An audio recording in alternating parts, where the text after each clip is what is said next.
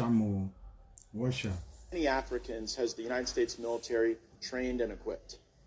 Congressman, it would be a wild guess, right? Seems like something we should know, right? Over the years, we have trained a substantial number, especially in the Gulf of Guinea states, but including Like more than 10,000? It is more than 10,000. More than 50,000? I say we're reaching around 50,000 Okay. at least. And what percentage of the people we've trained end up participating in insurrections or coups against their own government? Very small number, Congressman. Very small number. So what percentage do you think? I'd say probably less than 1%. This is Colonel Mamadi Doumbouya, and this is a photo of him. Did we train and equip him? In Guinea? By name, I cannot identify that. Well, that guy in the middle with the big red hat, Colonel Mamadi Doumbouya, that's him with a bunch of U.S. service members outside of our embassy. And just months after this photo was taken, in 2021, he led a coup in Guinea and threw out the leader. Does that concern you?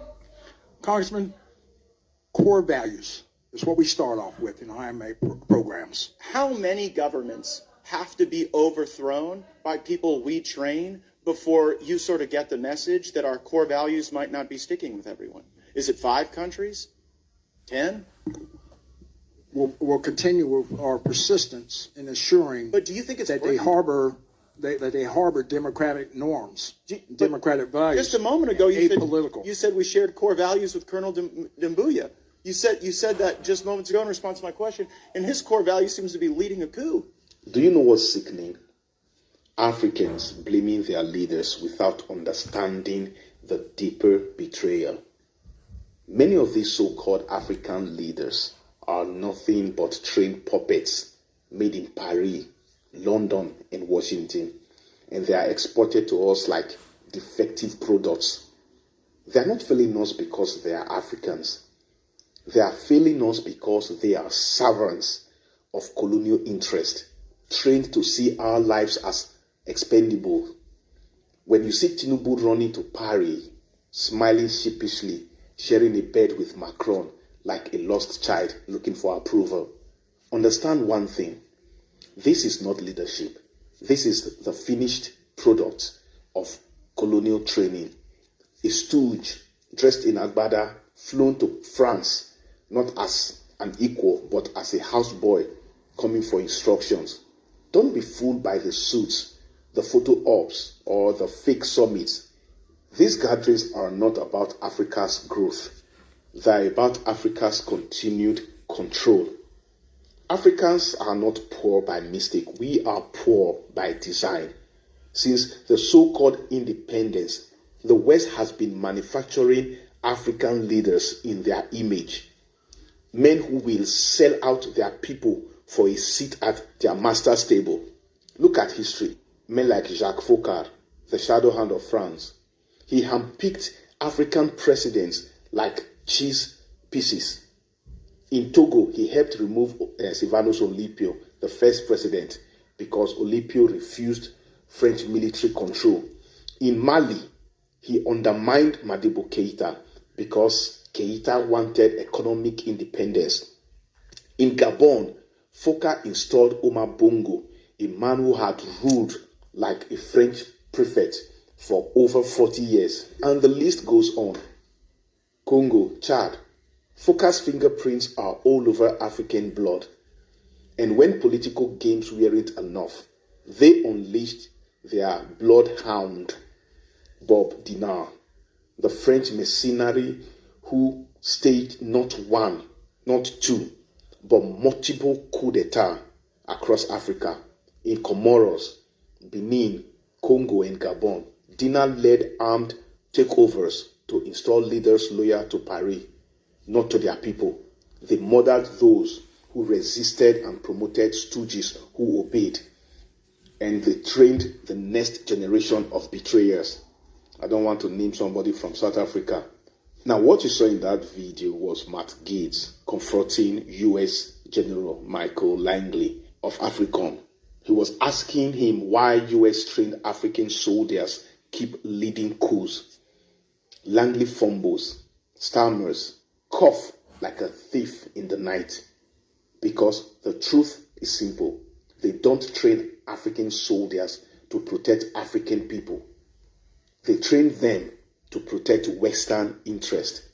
And when those interests change, when they decide, those African leaders, when they decide they want to serve, they want to rule directly instead of serving Western interests, the West call them juntas, military dictators, human rights abusers.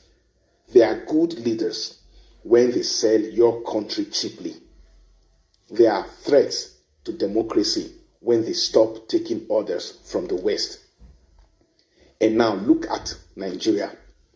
Look at our own president, Tinubu, a man who from the very moment he sat on that cursed chair has dragged millions of Nigerians into deeper poverty. Fuel prices soaring, loan stacking, food prices breaking back. Yet this man borrows. He borrows money to renovate the presidential villa, to buy new planes, to fix solar projects, while Nigerians can't eat, while Nigerians are butchered in their own villages. Tinubu is flying to France to kneel before Macron, small boy. Now, at the same time, across Africa, France is being chased out. Mali said go. Burkina Faso said go. Niger said go. But Tinubu, Tinubu is flying toward the colonizer like a houseboy with broken pride. And just when you think the betrayal couldn't get worse, look at what is happening in Burkina Faso. Look at Ibrahim Traore, a young leader who dared to put his people first, who dared to say no more to France, to exploitation, to endless poverty. Now there are plots to take him out. And guess who is throwing the stones?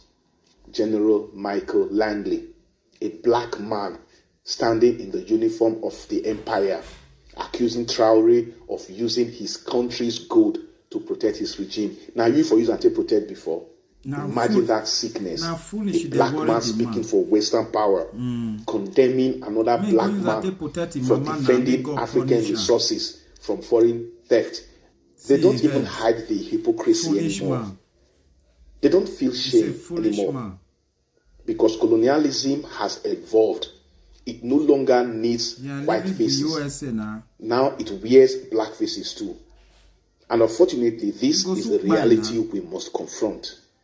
And until we stop blaming the symptom and start cutting off the disease, the foreign control, the colonial chains disguised as development aid and partnership, Africa will remain a playground for the children of the West.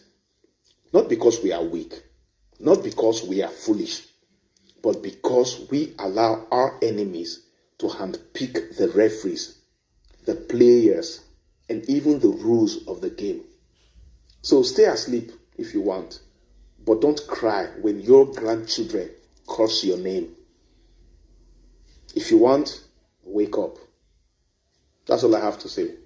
My people, when I see the